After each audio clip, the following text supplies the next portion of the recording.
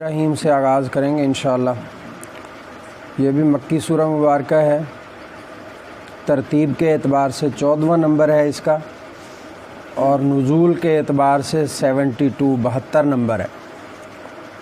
اس میں 52 آیات اور 7 رکوع ہیں۔ سیدنا ابراہیم علیہ السلام کی کچھ دعائیں اس میں منقول ہیں، اسی کی مناسبت سے اس کا نام سورہ ابراہیم۔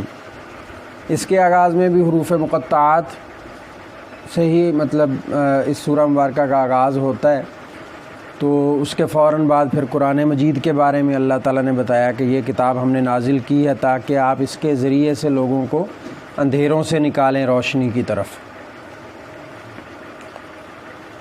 اس کے بعد پھر آگے اس میں وہی تینوں بنیادی عقائد جن کا ذکر آتا ہے مکی صورتوں میں، ایمان باللہ یعنی توحید، رسالت اور آخرت، اس کی بحث ہے مختلف طریقوں سے۔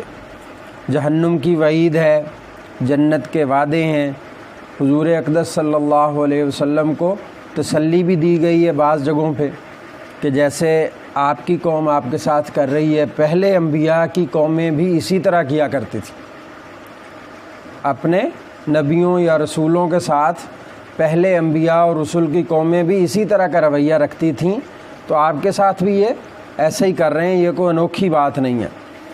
اسی طرح پھر کچھ انبیاء کا ان کی اپنی قوم کے ساتھ گفتگو، اس کا ذکر، پھر اس کے بعد مشرکین کے اللہ سبحانہ و تعالیٰ کے بارے میں، خاص طور پہ اللہ کے وجود کے بارے میں جو شبہات ہیں ان کی طرف تھوڑی سی ہے بات کہ وہ کیا کہتے تھے۔ ان کی بات بھی اللہ تعالیٰ نے بتائی کہ وہ کہتے ہیں کہ جس چیز کی تم ہمیں بلاتے ہو اس کے بارے میں ہمیں تو شک ہے، شبے میں پڑے ہوئے ہیں۔ تو اس کا جواب پھر انبیاء علیہ السلام دیتے کہ کیا تم اللہ کے بارے میں شک کرتے ہو جس نے آسمانوں اور زمین کو پیدا کیا؟ یعنی جب دن چڑھ آئے، سورج کی روشنی خوب پھیل چکی ہو، پھر کوئی بندہ کہے کہ دلیل دیں کہ اب دن ہے، یا دلیل دیں کہ سورج روشن ہو چکا ہے، تو سمجھ میں آنے والی بات نہیں ہے نا۔ تو کہا کہ آپ دیکھتے ہیں کہ آسمانوں اور زمین کو پیدا کرنے والی ذات اور نفع اور نقصان اور فائدے اور ہر چیز کا وہ سارا آپ کے سامنے ہے، تو اس کے باوجود آپ دلیل مانگتے ہیں۔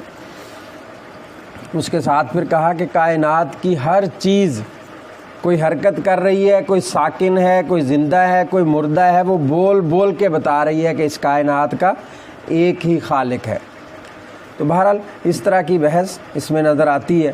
اس کے بعد پھر وہی معاملہ جو کل بھی ذکر ہوا تھا سورہ رعد کے اندر، کہ مشرکین یہ سمجھتے تھے کہ جو یہاں پہ ہستی ہے ہمیں ہدایت اور رہنمائی دینے کے لیے آئی ہوئی، یہ انسان ہے، تو انسان تو نہیں ہونا چاہیے تھا، کوئی فرشتہ ہونا چاہیے تھا، انسان کیسے رسول ہو سکتا ہے؟ سمجھ میں نہیں آتی تھی ان کو یہ بات۔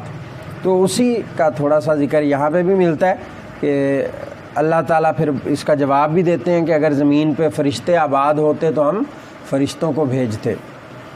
اس کے بعد پھر ان کا ایک طرز عمل ہے جو اپنے آباء و اجداد کی تقلید وہ کیا کرتے تھے، جس کو میں عام لفظوں میں کہتا ہوں تو اندھی تقلید۔ اندھی تقلید سے کیا مراد ہے؟ بچہ پڑھ لکھ جاتا ہے، اچھی تعلیم حاصل کرتا ہے، دینی اعتبار سے اگرچہ کم ہو، دنیاوی اعتبار سے ماسٹر کر لے گا، ایم فل کر لے گا، پی ایچ ڈی کر لے گا، اس کے بعد بھی وہ اسی جگہ پہ اڑا ہوتا ہے کہ میں نے تو اپنے والدین کو ایسے ہی کرتے دیکھا ہے، میں کیسے تبدیل ہو جاؤں؟ اور اگر کبھی کوئی لے بھی آئے تو پھر بھی اس کا یہی جواب ہوتا ہے آگے سے کہ ہمارے بڑے تو ایسے ہی کرتے تھے۔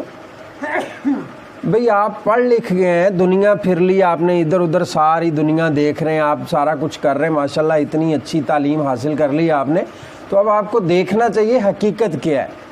آپ قرآن مجید کو پڑھیں، احادیث کو پڑھیں، علماء سے پوچھیں، جو اصل حقیقت ہے اس تک پہنچیں نا۔ آپ ایک ہی بات پہ اڑے ہوئے ہیں، تو ایسے لوگوں سے بھی واسطہ آپ کا پڑتا ہے دنیا میں کہ جن کی ایک ہی جگہ پہ ایک ہی ڈگر پہ وہ چل رہے ہیں کہ بس ٹھیک ہے یہ چل رہا ہے سلسلہ تو بس ٹھیک ہے کوئی بات نہیں، تو اس کی طرف اشارہ۔ پھر اس کے بعد معجزے کا ذکر کہ انبیاء سے وہ مطالبہ کیا کرتے تھے، تو انبیاء تو کہتے کہ یہ ہمارا کام نہیں ہے، ہمارا کام تو دعوت پہنچانا ہے، معجزہ دکھانا اللہ کا کام ہے، وہ چاہے تو دکھائے، نہ چاہے تو نہ دکھائے۔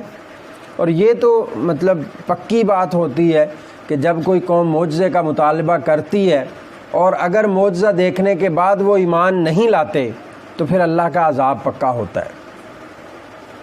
تو انبیاء اس کا جواب یہی دیتے کہ اللہ کی مرضی ہے، وہ دکھائے یا نہ دکھائے۔ پھر اس کے بعد وہ بڑی معروف آیت مبارکہ ہے کہ اگر تم شکر کرو گے تو میں لازماً تمہیں زیادہ دوں گا۔ جو بھی اللہ کے شکر گزار بندے بن جاتے ہیں اللہ تعالیٰ انہیں بڑھا چڑھا کے دیتا ہے۔ انتہائی تاکیدی اسلوب اللہ نے اختیار کیا، لَأَزِيدَنَّكُمْ، لازماً تمہیں ہر حال میں زیادہ دوں گا۔ اور اگر ناشکری کرو گے تو اللہ کا عذاب بڑا سخت ہے۔ ناشکری اصل میں کفران نعمت کی طرف لے جاتی ہے۔ انسان ہر وقت گلے شکوے، اللہ تعالیٰ ہم میں سے جس میں بھی یہ کمی کوتاہی ہے اللہ ان کو معاف فرمائے اور آئندہ نہ کرنے کی توفیق عطا فرمائے۔ پھر اس کے بعد شکر کی جو حقیقت ہے اصل میں یہ تو وہ واضح کر دی اور ساتھ ہی بتا بھی دیا کہ ہمیں جو بھی نعمتیں اللہ تعالیٰ نے عطا کی ہیں وہ مال کی شکل میں ہوں، وہ صلاحیتوں کی شکل میں ہوں، وہ علم کی شکل میں ہوں، وہ ساری کی ساری اللہ کی طرف سے امانتیں ہیں اور ان کا شکر یہ ہے کہ ان کا حق ادا کیا جائے۔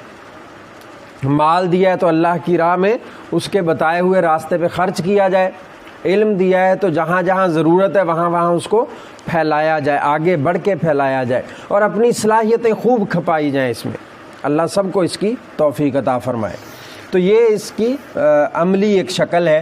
پھر اس کے بعد سیدنا ابراہیم علیہ السلام کی دعائیں ہیں جو انہوں نے خاص طور پہ اس وقت مانگی جب بیت اللہ کی تعمیر کر رہے تھے، جس میں انہوں نے اہل مکہ کے لیے بھی دعائیں مانگی ہیں، اپنی اولاد کے لیے بھی دعائیں مانگی ہیں اور اپنے خاندان کے لیے بھی دعائیں مانگی ہیں۔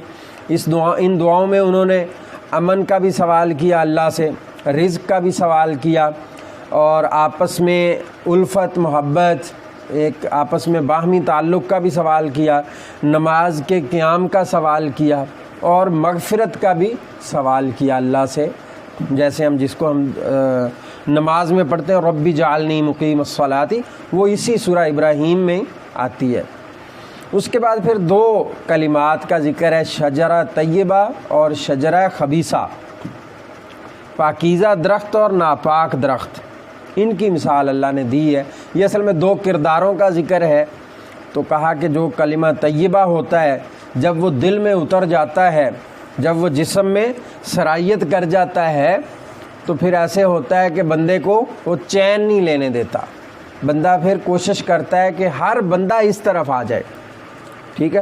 اور جو کلمہ خبیثہ ہوتا ہے اس کے اثرات ہوتے ضرور ہیں، اور میں تو ذاتی طور پہ اگر صحیح بتاؤں تو میں نے تو دیکھا ہے کہ اس کے اثرات جلدی ہوتے ہیں۔ انسان برائی کی طرف جلدی مائل ہوتا ہے اگرچہ وہ دیر پا نہیں ہوتے۔ بندہ پھر اللہ کی توفیق سے کچھ تھوڑی سی اگر کوشش کرتا رہے تو اللہ اس کو جلدی واپس لے آتا ہے، لیکن متاثر انسان برائی سے جلدی ہو جاتا ہے اگر اس کو اچھا ماحول نہ ملے تو، اور بعض اوقات تو اچھے ماحول کے باوجود بھی یہ اثرات ہوتے ہیں۔ اب دیکھیں نا، ہم اپنے گھروں میں دیکھیں، جن گھروں میں ٹی وی نہیں ہے، کیبل نہیں ہے، کوئی ایسی واہیات قسم کی چیز نہیں رکھی ہوئی انہوں نے، ان کے بچوں میں بھی یہ چیز آ جاتی ہے بعض اوقات۔ تو اس لیے اس چیز کا وہ کچھ نہیں کہہ سکتے، لیکن بہرحال جو ایک جنرل اصول ہے وہ یہی ہے کہ جو نیکی ہے اس کے بارے میں کہا جاتا ہے، بڑی اچھی مثال دیتے ہیں ہمارے اسلاف کہ نیکی کرنا ایسا ہے جیسے پہاڑ پہ چڑھنا، ہر قدم زور لگانا پڑتا ہے، ہر قدم پہ زور زیادہ لگتا ہے، لیکن ہر قدم انسان کو بلندی کی طرف لے کے جاتا ہے، اپنے رب کی طرف لے کے جاتا ہے، اس کے قریب کرتا ہے۔ اور جو برائی ہے اس کی مثال ایسے ہے کہ جیسے بندہ پہاڑ سے نیچے اترتا ہے، ہر قدم پہلے سے آسانی والا نظر آتا ہے، لیکن وہ یہ بھول رہا ہوتا ہے کہ ہر قدم مجھے پستی کی طرف لے کے جا رہا ہے، مزید ذلت کی طرف لے کے جا رہا ہے۔ اللہ تعالی ہمیں محفوظ فرمائے۔ پھر اس کے بعد قیامت کی منظر کشی ہے آخری رکوع کے اندر اور بڑی عمدہ طریقے سے۔ تو اس کے بعد پھر قرآن مجید کے بارے میں آخر میں کہا گیا کہ یہ کتاب اللہ نے نازل کی ہے، یہ اللہ کا پیغام ہے تاکہ آپ اس کے ذریعے سے لوگوں کو خبردار کریں اور وہ یہ جان لیں کہ اللہ ایک ہی ہے، وہ ایک ہی معبود ہے، اکیلا ہے، اور اہل عقل جو ہیں وہ اس سے نصیحت حاصل کریں۔ اس کے بعد پھر 14واں پارہ شروع ہوتا ہے، 2 صورتیں اس میں ہیں، ان کو بھی ہم نے آج انشاءاللہ ختم کرنے کی کوشش کرنی ہے۔ سورہ ہجر یہ بھی مکی ہے، ترتیب کے اعتبار سے 15واں نمبر ہے، نزول کے اعتبار سے 54 نمبر ہے، 54، اور اس میں 99 آیات ہیں، 99، ایک کم 100 اور 6 رکوع ہیں۔ اس میں قوم سمود، سیدنا صالح علیہ السلام کی جو قوم تھی ان کا ذکر ہے۔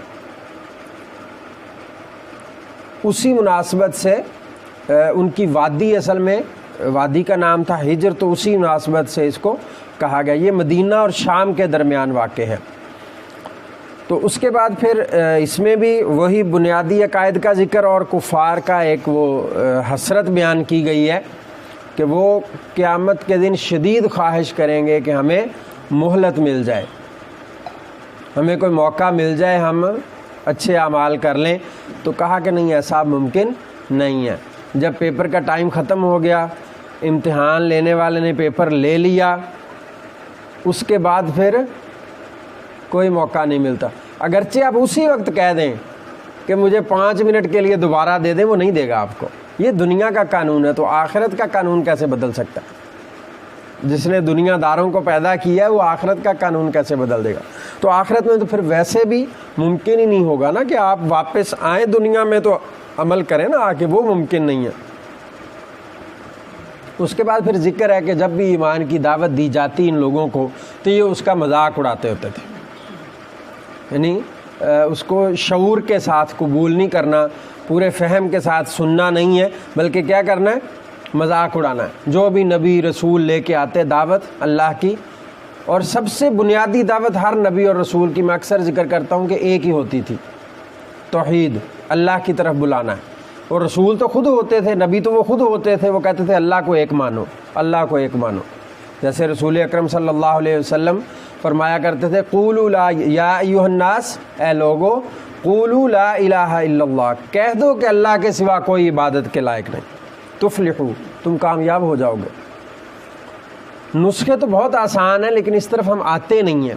تو بہرحال اس کے بعد پھر قرآن کی حفاظت کا ذمہ جو اکثر ہم لکھا ہوا دیکھتے ہیں، انا نحن نزلنا الذکر وانا لہ لحافظون،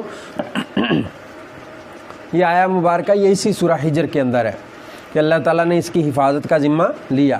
جبکہ دوسری جو آسمانی کتب ہیں اگرچہ نازل وہ بھی اللہ کی طرف سے کی گئی تھیں، لیکن ان کی حفاظت کا ذمہ اللہ نے نہیں لیا۔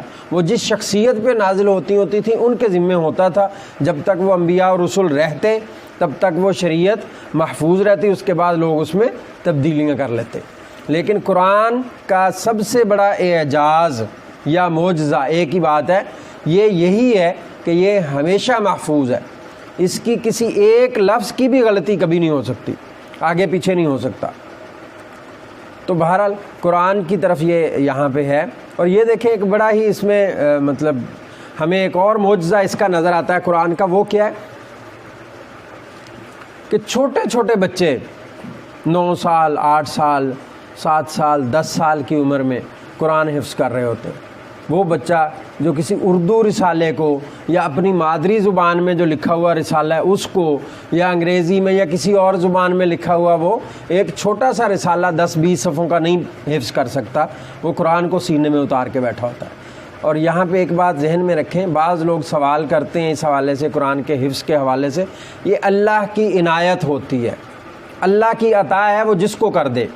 بہت دفعہ ایسا دیکھا گیا کہ ماں باپ زنجیروں سے بندھوا دیتے ہیں بچوں کو مدارس کے اندر کہ جی اس کو آپ باندھ دیں، اس کو چھوڑیں نہیں، اس کو حافظ بنانا ہے، پورا زور لگاتے ہیں 8-8 10-10 سال تک، لیکن وہ بچہ حافظ نہیں بنتا۔ اور بعض کو دیکھا ہے کہ وہ آتے جاتے ہی بس حفظ کر کے چلے جاتے ہیں، 4-6 مہینے 8 مہینے 9 مہینے 10 مہینے سال 1.5 سال میں اللہ ان کو۔ تو یہ اللہ کی طرف سے یہ قرآن کے تحفظ کا ایک بہت بڑا ذریعہ یہ حفاظ ہیں کہ چھوٹی عمر میں اللہ تعالیٰ ان کو اتنی بڑی کتاب ان کے سینے میں اتار دیتا ہے اور محفوظ کر دیتا ہے اس کو، اور پھر وہ مسلسل اس کو اللہ توفیق دے ہم سب کو جو بھی حافظ ہیں کہ وہ اس کو یاد کریں، اور اس کے مطابق نہ صرف یہ کہ یاد کریں بلکہ اس کے مطابق زندگیاں گزارنے کی توفیق عطا فرمائے۔ جو قرآن ہم سے چاہتا ہے، جو قرآن کا اصل پیغام ہے، اس کے مطابق ہم اپنی زندگیاں گزار سکیں۔ اس کے بعد پھر اللہ کی قدرت کی طرف، اس کی وحدانیت کی طرف اشارہ ہے، وہی دلائل کہ آسمانوں کو، زمینوں کو، اور چرند پرند، سبزہ، نہریں، دریا، سمندر، ہر چیز کو آپ دیکھیں، غور و فکر کریں۔ یہ قرآن بار بار غور و فکر کی دعوت دیتا ہے، بار بار غور و فکر کی دعوت دیتا ہے۔ ان چیزوں کو دیکھ کے انسان کو اللہ کی قدرت کا نظارہ ہوتا ہے، اور وہ پھر ہی معرفت حاصل کرتا ہے نا، پھر ہی اس کو کوئی فائدہ ہوتا ہے، وہ کچھ نہ کچھ حاصل کر سکتا ہے۔ تو بہرحال یہ ساری تفصیلات پھر آگے آتی ہیں۔ پھر آگے انسان کی تخلیق کے حوالے سے کچھ باتیں ہیں کہ اللہ تعالیٰ نے کیسے، پھر وہی جو اس کو ہم قصہ آدم و ابلیس کہتے ہیں، اس سے پہلے تھوڑی سی وضاحت ہے، پھر اس کے بعد وہ واقعہ آتا ہے تو کہ کیسے اللہ تعالیٰ نے ایک مٹی سے ایک انسان کو بنایا، اور پھر اس میں ایک حرکت بھی پیدا کر دی، اور پھر اس کو اتنا اکرام دیا، اتنی عزت دی کہ فرشتوں سے کہا اب اس کو سجدہ کرو، فرشتوں سے کہا اس کو سجدہ کرو۔ انسان اپنی حیثیت پہچانے تو اس کو پتہ چلے نا کہ فرشتوں نے سجدہ کیا انسان کو، تو اور کہا کہ سبھی سجدہ کریں سوائے شیطان کے، سب نے سجدہ کیا۔ شیطان چونکہ فرشتہ نہیں تھا، وہ جن تھا، اس کو اس بات کا غصہ تھا کہہ لیں، یا آپ کہہ لیں اس کے لیے قبول کرنا ممکن نہیں تھا کہ میں آگ سے بنا ہوا ہوں اور مجھے کہا جا رہا ہے کہ مٹی کو سجدہ کرو۔ تو یہاں پہ جو بات اصل میں سمجھنے کی ہے کہ یہاں پہ مسئلہ آگ مٹی کا نہیں تھا، مسئلہ تھا رب کی نافرمانی کا، کہ اس نے رب کی بات نہیں مانی۔ جس رب نے اس کو اتنا باوقار کر دیا تھا کہ وہ فرشتوں کے برابر بیٹھا عبادت کیا کرتا تھا، تو کہا کہ اس نے اپنے رب کا انکار کیا، رب کی نافرمانی کر دی، اس وجہ سے وہ کیا ہوا؟ مردود ہو گیا، رد کیا ہوا، اور ہمیشہ ہمیشہ کے لیے مردود کر دیا گیا اس کو۔ اس کے بعد کیا ہے؟ پھر اس نے پھر وعدہ کیا اللہ سے کہ پھر میرے لیے کچھ ایک موقع مجھے دے دیں، اور وہ قیامت تک مجھے موت نہ آئے، اور مجھے آپ یہ مہلت دے دیں کہ میں تیرے بندوں کو گمراہ کر سکوں۔ اللہ نے کہا ٹھیک ہے تو کر لے، لیکن جو میرے بندے ہیں ان پہ تیرا کوئی زور نہیں چلے گا۔ اللہ ہمیں بھی ان میں شامل فرمائے، ہماری آل اولاد کو بھی ان میں شامل فرمائے۔ تو کہا کہ جو میرے بندے ہیں ان پہ تیرا زور نہیں چلے گا۔ تو یہ بحث یہاں پہ پھر کافی تفصیل سے آئی ہے، اور اللہ نے کہا کہ جو تیری بات مانیں گے ان انسانوں اور جنوں سب سے میں جہنم بھر دوں گا، کیونکہ یہ کائنات کے اندر صرف دو ہی مخلوقات ہیں نا جن کا حساب کتاب ہونا ہے، انسان اور جن۔ جنوں کا بھی حساب کتاب ہوگا، انسان، اس کے علاوہ کسی کا ہماری طرح کا حساب کتاب نہیں ہوگا۔ تو بہرحال اس کے بعد پھر قرآن کا انداز ایک طرح سے بتایا گیا کہ کیسے یہ کہیں ڈرانے والے انداز میں بات کرتا ہے، کہیں یہ خوشخبری دینے والے انداز میں، اور پھر کہا کہ اللہ کی رحمت جو ہے وہ اللہ کے غضب پر غالب ہے۔ وہ آیت مبارکہ بھی کہ اے پیغمبر صلی اللہ علیہ وسلم میرے بندوں کو بتا دیجئے میں بڑا بخشنے والا اور مہربان ہوں، اور ساتھ کہا کہ میرا عذاب بھی بڑا دردناک ہے۔ یعنی دونوں چیزیں انسان کے اندر پیدا ہونی چاہیے کہ اللہ کا عذاب بھی بڑا سخت ہے، میں ادھر سے بھی بالکل نچنت نہ ہو کے بیٹھ جاؤں، بالکل بے خوف نہ ہو جاؤں، اور اللہ کی رحمت بھی بڑی وسیع ہے۔ اگر وہ ڈھانپ لے مجھے تو پھر تو میرے لیے کوئی مشکل نہیں ہے، اور اگر اس نے اپنے سائے میں جگہ نہ دی تو پھر مشکل ہو جائے گا۔ تو اللہ سے دعا کرتے رہنا چاہیے۔ اسی لیے اکثر میں یہ روایت سناتا ہوتا ہوں کہ قیامت کے دن 7 لوگوں کو اللہ کے عرش کے سائے میں جگہ ملے گی، ان میں سے ایک وہ لوگ ہوں گے، یہ رمضان کے علاوہ بھی ذہن میں رکھیے گا، ان میں سے ایک قسم کے لوگ وہ ہوں گے جن کا دل مسجد میں اٹکا رہتا ہو، جن کا دل مسجد میں لگا رہتا ہو، جو اللہ کی، سادہ لفظوں میں کہیں، جو اللہ کی مسجدوں کو آباد کرتے ہیں، وہ لوگ اللہ کے عرش کے سائے میں ہوں گے قیامت کے دن، جب اس کے علاوہ کوئی سایہ نہیں ہوگا۔ ایک قسم ان لوگوں کی ہے، اللہ ہمیں بھی ان میں شامل فرمائے کہ ہمارا دل جو ہے وہ مسجدوں میں لگنے لگ جائے۔ کم از کم نماز کے ٹائم پہ تو ہم پورا ٹائم مطلب وہاں آئے نا، جب اذان ہو جائے تو گھر سے، کاروبار سے، سب کچھ چھوڑ کے نکل پڑے۔ یقین مانے اللہ بڑی برکت دیتا ہے، جو بندہ اللہ کا ہو جاتا ہے نا، حدیث قدسی کا مفہوم ہے، اللہ کہتا ہے کہ تو میرے لیے اپنے آپ کو فارغ کر لے، تو میری عبادت کے لیے، میری بندگی کے لیے، میری میں اپنے الفاظ میں، سادہ لفظوں میں کہہ رہا ہوں کہ میری فرما برداری کے لیے تو اپنے آپ کو سپیئر کر دے، سیپریٹ کر دے، باقی چیزوں سے ہٹا لے، تو میں کیا کروں گا؟ تیرے دل کو غنا سے بھر دوں گا۔ اور اگر تو ایسے نہیں کرے گا تو پھر میں اگر اپنے لفظوں میں کہوں تو پھر تیری مت مار کے رکھ دوں گا، تو بھاگتا رہے گا، تیری کوئی پوری نہیں پڑے گی کہیں بھی۔ اور ایسے ہی ہمارے ساتھ ہو رہا ہے۔ اللہ معاف کرے کہ ہم دن رات کھپ رہے ہیں، ہمارا کچھ نہیں پورا ہو رہا، پھر بھی ہم پریشان ہیں۔ اس کی بنیادی وجہ بھائیو یہی ہے کہ ہم اس طرف نہیں آتے، اللہ کی مسجدوں کو آباد کرنے والے لوگ بن جائیں ہم، اللہ کرے۔ رمضان کے علاوہ بھی مسجدیں ویران پڑی ہوتی ہیں، اس کی طرف آنے کی کوشش کرنی چاہیے۔ اور یہ بہت اچھی بات ہے کہ انسان کے اندر یہ چیز پیدا ہو جائے کہ اللہ کا عذاب بھی اور اللہ کی رحمت بھی، اور زیادہ غالب گمان اللہ کی رحمت کی طرف ہونا چاہیے۔ عذاب سے بھی بے خوف نہیں ہونا، اور بالکل رحمت کی امید لگا کے بھی نہیں بیٹھ جانا کہ ہر برائی کرتے چلے جائیں اور یہ سمجھ لیں کہ اللہ کی رحمت بڑی وسیع ہے، وہ بخشنے پہ آئے تو کسی کو بھی معاف کر دے، لیکن ہم نے اپنی طرف سے سوچنا ہے۔ تو بہرحال اس کے بعد پھر سیدنا ابراہیم علیہ السلام کے مہمان آتے ہیں، فرشتے کچھ، ان کا ذکر انہوں نے بیٹے کی خوشخبری دے دی۔ مولانا لکھتے ہیں کہ ان کی عمر تقریباً اس وقت جو ہے وہ 120 سال تھی۔ سیدنا ابراہیم علیہ السلام کی عمر تقریباً 120 سال تھی، اور ان کی اہلیہ بھی ظاہر سی بات ہے سیدہ سارہ، وہ بھی بوڑھی تھیں۔ تو بیٹے کی خوشخبری سنا دی آ کے، ان کو حیرت بھی ہوئی اور خوش بھی ہوئے۔ تو پھر انہوں نے پوچھا، فرشتوں سے کہا کہ ایسا کیسے؟ انہوں نے کہا کہ ہم آپ کو سچی خوشخبری سنا رہے ہیں، آپ مایوس نہ ہوں۔ تو انہوں نے کہا کہ میرا اصل میں سوال کرنے کا مقصد یہ نہیں ہے، میں یہ پوچھنا چاہ رہا ہوں کہ کیسے مجھے بڑھاپے میں بیٹا دے دیا جائے گا، یا کیا مطلب اس کا، تھوڑا سا اس حوالے سے میں وضاحت چاہ رہا ہوں۔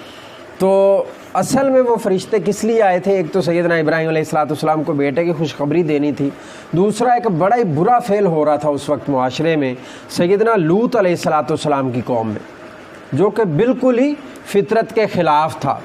ان کو اصل میں عذاب میں مبتلا کرنے کے لیے یہ لوگ آئے تھے، اور انہوں نے پھر اس بستی کو الٹ دیا، اس کا نچلا حصہ اوپر کر دیا اور اوپر والا نیچے کر دیا، بالکل الٹا کر دیا، اور کنکر والی پتھریاں ان کے اوپر پھینکیں، جو نوکدار پتھر ہوتے ہیں وہ پھینکے ان کے اوپر۔ اللہ کا عذاب آیا۔ اللہ تعالیٰ محفوظ کرے ہمیں بھی کہ ہماری اس مطلب امت محمد صلی اللہ علیہ وسلم میں تو بے شمار خامیاں پائی جاتی ہیں اس طرح کی، لیکن اللہ تعالیٰ نے محفوظ رکھا ہوا ہے۔ تو اس لیے کوشش ہمیں یہ کرنی چاہیے کہ ہم ان برائیوں میں، اگر کوئی خدا نخواستہ جاننے والا یا ہم خود کسی بھی طرح سے کسی ایسی برائی میں ماپ تول میں کمی بیشی ہے، یا ملاوٹ کرتے ہیں، یا کوئی اور ایسی برائی ہمارے اندر جو پچھلی اقوام میں تھیں ان میں سے کوئی بھی برائی پائی جاتی ہے، تو اللہ سے دعا کرتے رہنا چاہیے کہ یا اللہ ہمیں معاف کر دے، آئندہ ہم نہیں کریں گے۔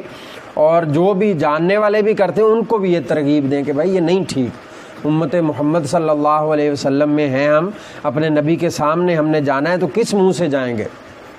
جن کی شفاعت کا دعویٰ ہے ہمیں، ان کے سامنے کس منہ سے جائیں گے؟ تو اس کی طرف اشارہ ہے کہ عذاب کو مطلب وہ لے کے آئے تھے، اور پھر اللہ تعالیٰ نے ان کو پکڑ لیا اور اس عذاب میں مبتلا کر دیا۔ پھر وہی قوم سمود کی وہ اونٹنی والا واقعہ ہے کہ کیسے انہوں نے معجزے کا ذکر کیا، ڈیمانڈ بھی کی، مطالبہ کیا، جب معجزہ دکھا دیا گیا تو انہوں نے انکار کر دیا، اور پھر اللہ نے ان کو بھی تباہ و برباد کر کے رکھ دیا۔ اس کے بعد پھر اس میں آخر میں وہی سورہ، اس میں قرآن کی نعمت کا ذکر یہاں پہ تھوڑا سا آتا ہے۔ اس کے بعد پھر سورہ نحل شروع ہوتی ہے۔ سورہ نحل ترتیب کے اعتبار سے 16ویں نمبر پہ، اور نزول کے اعتبار سے 70 نمبر ہے، 70 نمبر ہے اس کا، 70ویں نمبر پہ یہ نازل ہوئی۔ یہ بھی مکی ہے، اس میں 128 آیات ہیں اور 16 رکوع ہیں۔ نحل کہتے ہیں شہد کی مکھی کو، ہنی بی جس کو کہتے ہیں، شہد کی مکھی، اس کو نحل کہتے ہیں عربی میں۔ اور ان کا بھی جو تانا بانا ہوتا ہے یہ بڑا ہی کمال ہے، ان کی پوری جو ایک باقاعدہ یہ تفصیل ہے، انجینئرنگ کا شاہکار ہیں یہ۔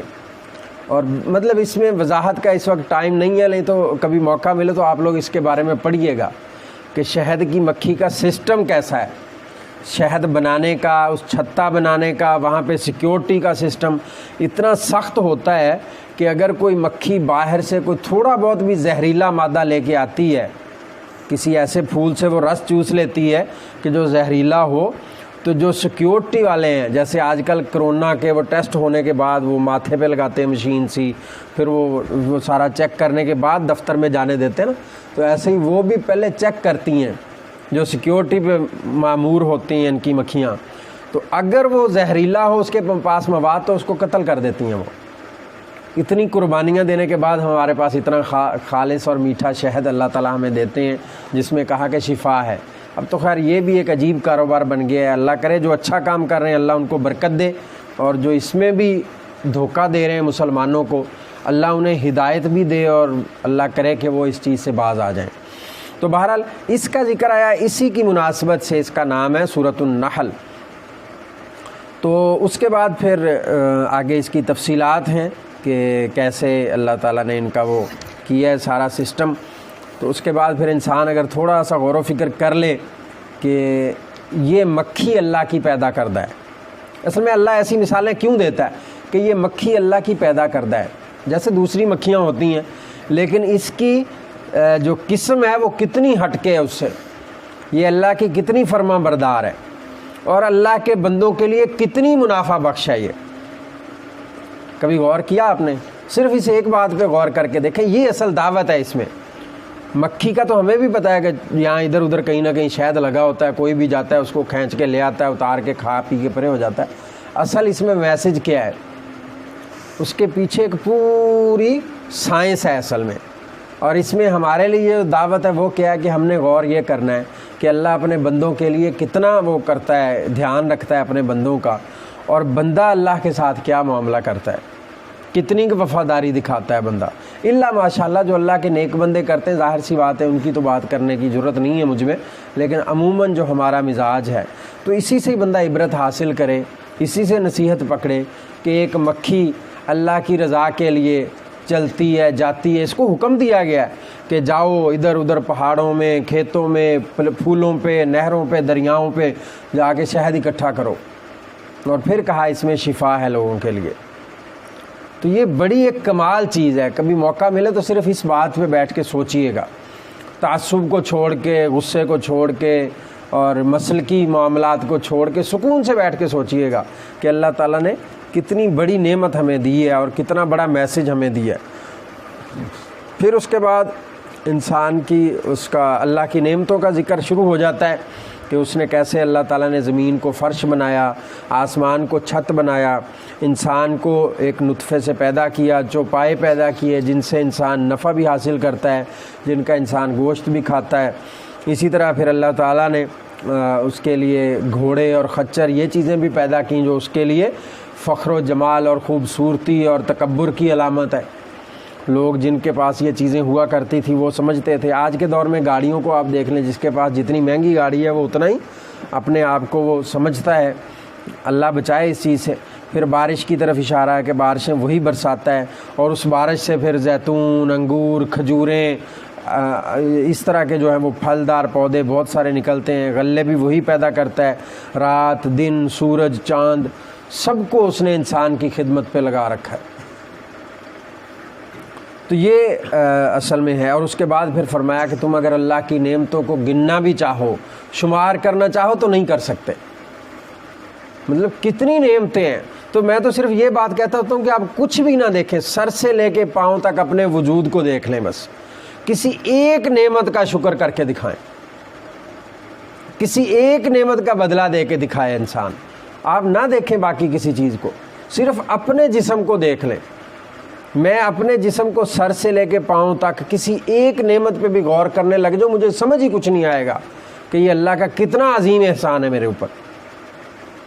تو شکر کرنا چاہیے ہمیں۔ بہرحال اسی کی طرف توجہ دلائی گئی ہے کہ اللہ تعالیٰ کیسے پھر تمہیں دریاؤں سے اور سمندروں سے تازہ گوشت فراہم کرتا ہے، زیورات تمہیں دیتا ہے، زیورات نکلتے ہیں ان میں سے، موتی، مونگے اور بہت کچھ۔ اور اسی طرح پھر انہی سمندروں اور دریاؤں میں تمہارے لیے کشتیاں اور جہاز چلتے ہیں، تمہارا مال تجارت لے کے جاتے ہیں، لے کے آتے ہیں، مچھلیاں پکڑ رہے ہیں۔